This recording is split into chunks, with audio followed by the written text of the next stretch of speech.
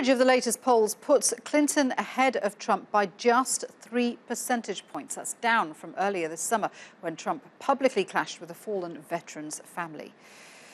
Let's talk about the candidates more with Paul Krishnamurthy. He's a political gambler and a columnist for Politico. Good to have you with us, Paul. So with your gambling hat on, how do you think voters are going to respond to Clinton's latest health scare? I don't think it's good news for Hillary Clinton, but I do still believe she will be the president. And her odds have drifted out on the markets. She's actually the biggest odds she's been since really the primaries. But my feeling is that the race is pretty much set, and that at least 80% of the country has decided which way to vote, and that favours her. The major criticism, of course, is that whether Clinton's team tried to hide her illness, whether there was a lack of transparency. I mean, how important a factor is health and age? Because both the candidates are, they're not spring chickens. How important are those factors in terms of presidential elections?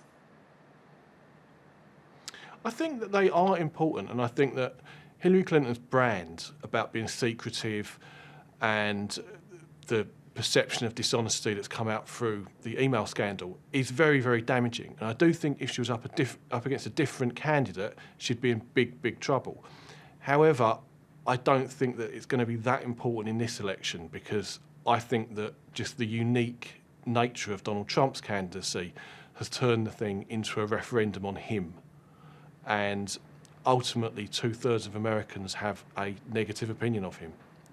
Half strongly. Indeed, and he's also someone who's released very few details about their own health, aren't they? I mean, people are asking if he's got something to hide. He is going to release what he calls a very specific health report. How is that going to affect his standing, do you think? I don't think that his health report will necessarily change much.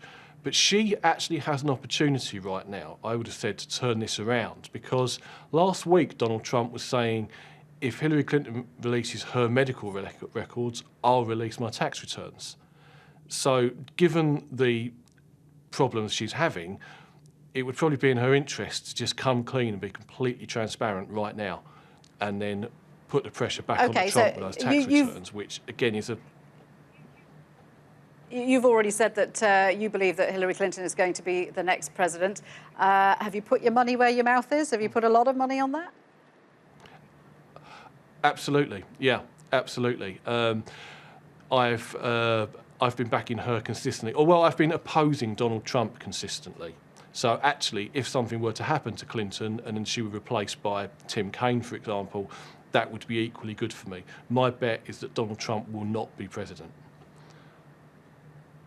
Paul, good to speak with you. Thank you very much indeed for that. Paul Krishnamurthy there speaking to us from Washington, D.C.